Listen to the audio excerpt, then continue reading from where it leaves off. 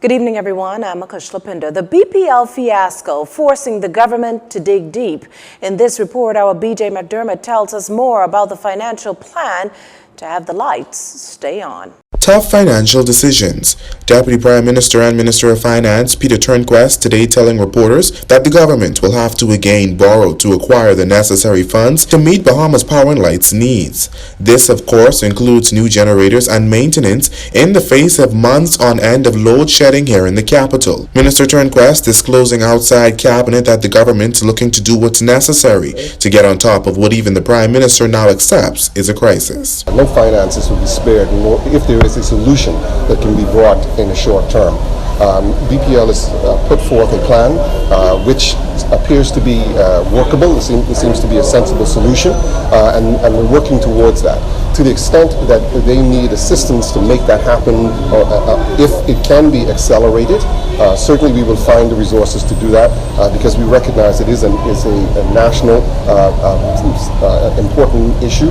It is an important issue, particularly here for New Providence as our major economic hub.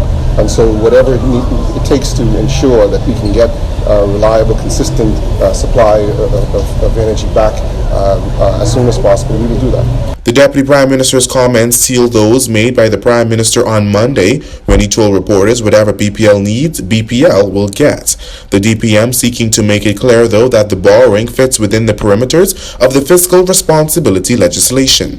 Recently passed, the law requires the government to be transparent in instances of expected expenditures. We would come to Parliament, explain what is necessary, why we've done what we've done, if it's an after-the-fact disclosure, and again present a plan to get us back to on track in terms of our overall fiscal plan as soon as possible.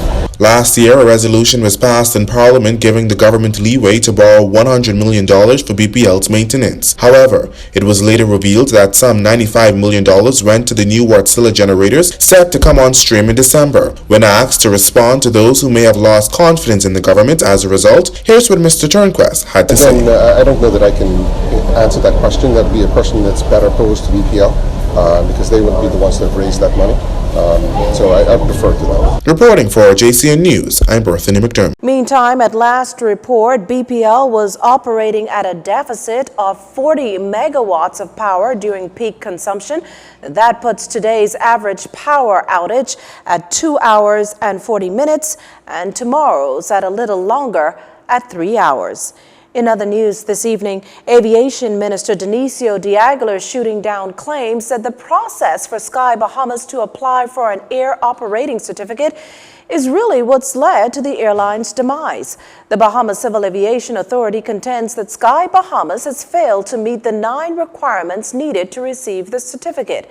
It's been downhill from there as 35 of the airline's employees recently filed a trade dispute claiming they're owed salaries and other entitled benefits.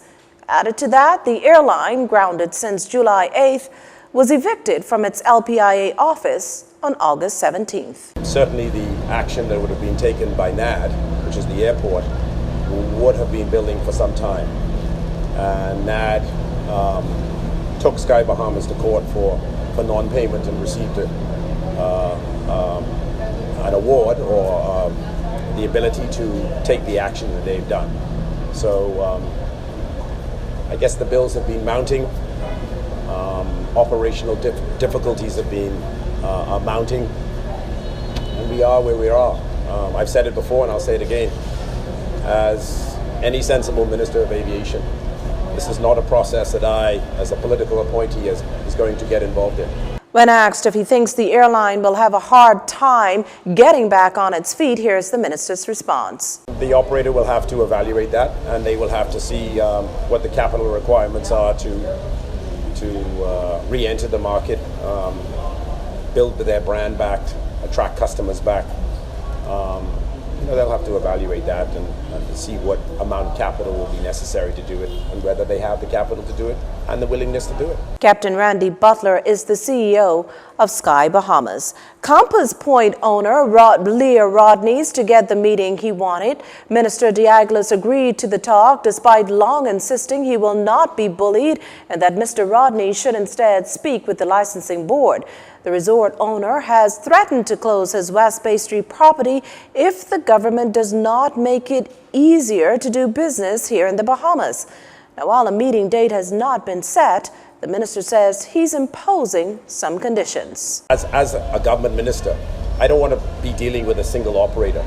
Some of his complaints and issues as it relates to ease of doing business are industry-wide. And as you know, government has to be widely consultative. So I'm encouraging him to come as a part of the Bahamas Hotel and Tourism Association, the Bahamas Chamber of Commerce. These are all private sector organizations that have this concern. I don't want to limit myself to having a discussion with one operator. He should come as part of a body. And I'll certainly ensure that those persons are in the room when we have a meeting. The Compass Point Resort has been a fixture on West Bay Street for more than 2 decades. You're watching JCN News. Stay with us. This segment of the news was brought to you by Alive.